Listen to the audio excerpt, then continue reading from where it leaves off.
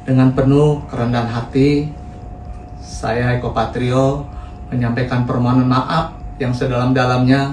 Saya Uya Kuya menyampaikan permohonan maaf yang sebesar-besarnya, tulus dari hati saya yang paling dalam. Aksi demonstrasi pecah di berbagai daerah, imbas pernyataan para anggota DPR RI dan kontroversi soal tunjangan yang mereka dapatkan. Kondisi makin diperparah dengan insiden kendaraan taktis atau rantis brimob yang melindas pengemudi ojek online Avan Kurniawan pada Kamis 28 Agustus 2025 malam. Sekelompok orang tak dikenal mendatangi rumah anggota DPR Ahmad Saroni dan mengambil semua barang di dalam rumahnya. Usai insiden ini, ramai para anggota dewan menyampaikan permohonan maaf dari Eko Patrio, Uya Kuya, hingga Nova Urbats. Namun sekelompok orang tak dikenal pun ikut mendatangi rumah mereka dan mengambil barang-barang. Pertanyaannya, kenapa para pejabat ini seperti sulit untuk meminta maaf sedari awal atau bahkan mundur dari jabatannya?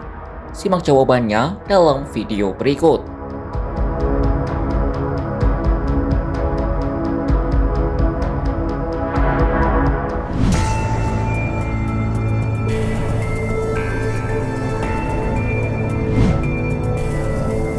Sejumlah anggota DPR RI dari kalangan artis yakni Eko Hendro Purnomo atau Eko Patrio, Surya Utama alias Uya Kuya, dan Nova Urbats akhirnya buka suara dan minta maaf kepada publik.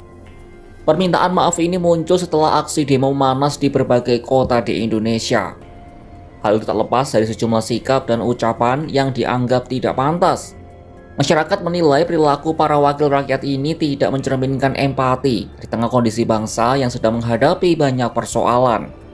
Dalam video yang diunggah di media sosial masing-masing, ketiganya menyampaikan penyesalan dan janji untuk memperbaiki diri. Eko Patrio dalam unggahan di akun Instagramnya pada Minggu 31 Agustus 2025 mengaku menyesal atas aksinya berjoget di sidang tahunan MPR RI serta parodi video yang dinilai tidak sensitif.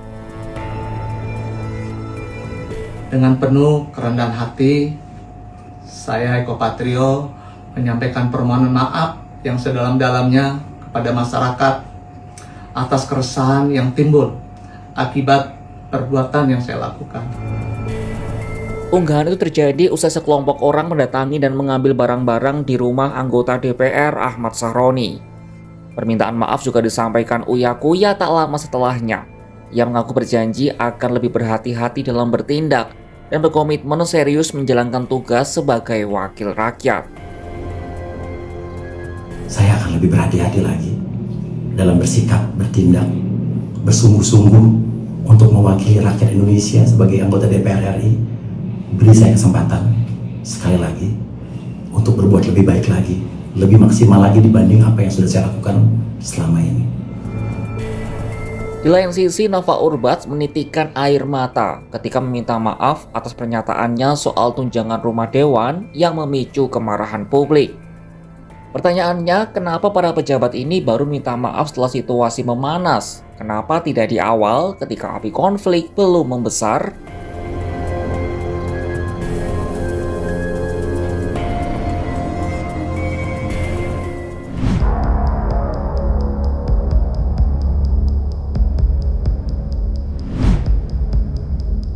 Setiap kali terjadi kegaduhan, respon pejabat kerap jadi sorotan utama.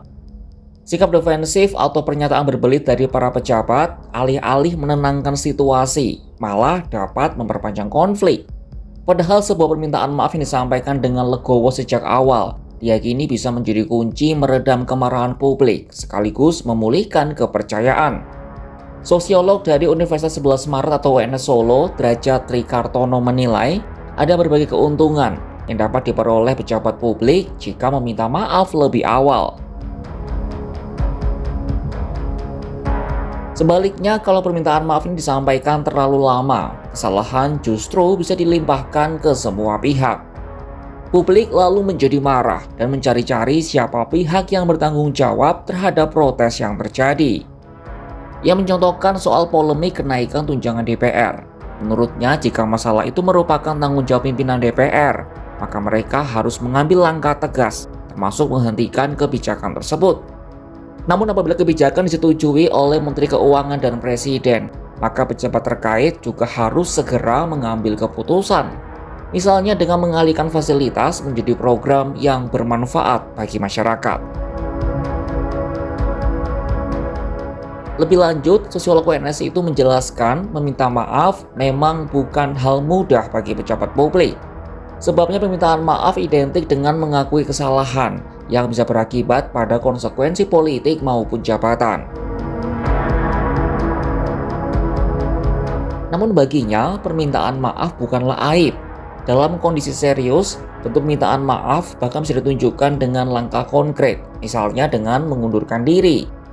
Pengunduran diri pejabat ini bukan hal asing dan telah dilakukan di sejumlah negara Asia.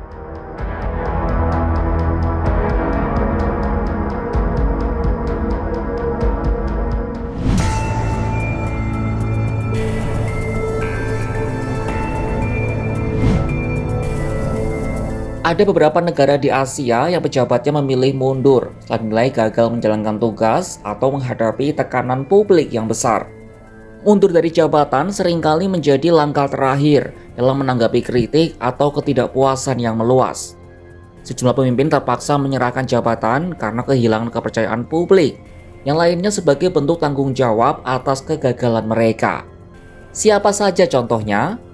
Pertama sekaligus salah satu yang terbaru adalah Perdana Menteri Jepang Fumio Kishida yang mundur dari jabatannya pada 2024. Ia memilih mundur usai terjerat kasus korupsi. Kishida dituduh tak jujur karena ada beberapa kasus dana kampanye dan gratifikasi yang sedang diselidiki.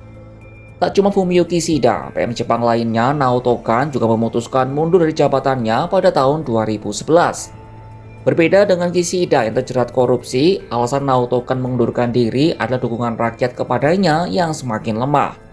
Kala itu hampir 70% warga Jepang ingin Naoto segera mundur dari jabatannya. Contoh lainnya adalah Choi Jong-kyung yang mundur dari posisi Menteri Ekonomi Korea Selatan pada tahun 2011. Hal ini dilakukan sebagai bentuk tanggung jawab atas peristiwa pemadaman listrik besar-besaran di negaranya. Contoh lain terjadi di Australia. Menteri Transportasi di negara bagian New South Wales, Joe Hyland, meminta maaf setelah ia menggunakan sopir kementerian untuk mengantar ia dan rekannya ke tempat acara makan siang pribadi. Perjalanan itu menghabiskan waktu 13 jam dan menghabiskan biaya sekitar 7,5 juta rupiah. Sebagai respon, ia segera minta maaf dan mengembalikan uang yang digunakan selama perjalanan.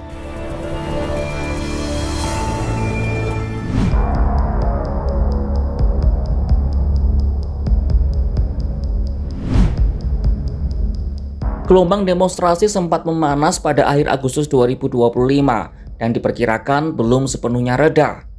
Pada Senin 1 September 2025, sejumlah daerah di tanah air kembali menjadi lokasi aksi massa. Elemen mahasiswa, buruh, pengemudi ojek daring, dan masyarakat umum dijadwalkan turun ke jalan. Meski tuntutan tiap daerah beragam, benang merahnya tetap sama, yaitu ketidakpuasan publik terhadap kebijakan elit politik dan arah pemerintahan. Di Palembang, massa akan berkumpul di depan gedung DPRD Sumatera Selatan.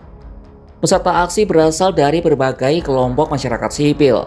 Mereka menolak tambahan tunjangan anggota DPR, mendesak pengesahan rancangan undang-undang perampasan aset, menuntut revisi undang-undang pemilu, dan meminta evaluasi kinerja DPR.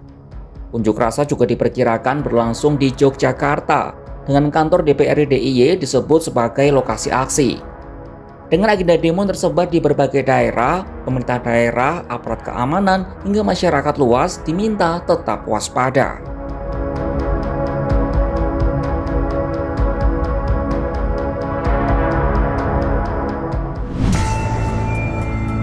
Kemarahan publik tak muncul tiba-tiba. Kekecewaan itu menumpuk, mengendap, dan akhirnya meledak ketika rasa keadilan dipermainkan.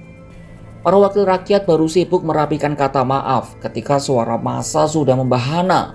Padahal permintaan maaf di awal bisa jadi penawar, bisa jadi jembatan sebelum masalah bertambah besar. Tapi di negeri ini kata maaf sering dianggap sebagai aib. Padahal justru disitulah letak kehormatan.